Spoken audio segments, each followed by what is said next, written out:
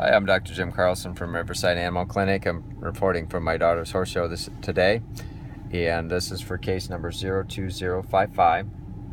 And just a couple of base point imbalances that were both related to the small intestine. So SI3 is the lower small intestine, and the regular small intestine was on the other side, as indicated by yellow, which is stressed. And the lower small intestine, the SI3, is also related to the low back, also large intestine and bladder, and the hind limbs, especially the femoral muscles. And so when we see that SI3 being weak, we want to check the posture as well, because if the front feet, the metacarpals, aren't perpendicular to the surface of the ground, unfortunately, that can cause weakness in the low back, because the front feet communicate with the back feet in animals that walk on all fours. And so we'll definitely want to check the posture for treatment. The next thing is we're going to be on a hemp oil infusion, 5 drops a day. And how we make the infusion is we run a microcurrent with these test numbers through that hemp oil. So that's going to be customized, and you'll give that for 3 months, and then we'll follow up again. We're going to go into the sensitivities next. Sensitivity report, you can review these, but I just want to give you a little explanation, is that it goes into further and further into a file. So if the big files don't open up and show that there's any weakness or stress, it'll move on. So you'll see a lot of them are in green, but then if we do get a hit on a file, it'll open it up and it'll show you what we're sensitive to.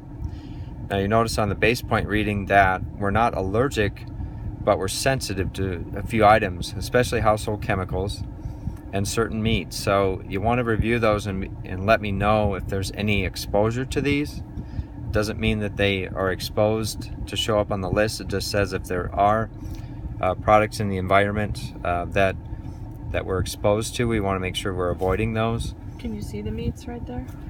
We can go down. That would be a pretty big part of it. Yeah. We There's can quite a number of them.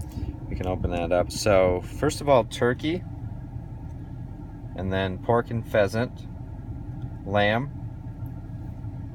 We come over that ham, and also duck. So all of those. A lot of foods right now. Yeah. Lamb, duck, and turkey too are in a lot of dog foods. That's right.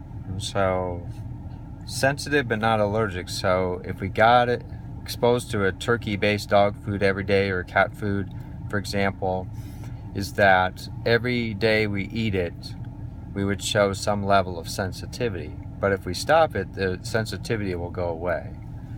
And so So don't feed it? So best to not feed it, because this is something that we can avoid. And also, say we had a grass sensitivity, we couldn't avoid that, so we'd have to be sure that we rebalance them all the time, because we know that they're going to go out of balance because they're exposed to something they're exposed to all the time.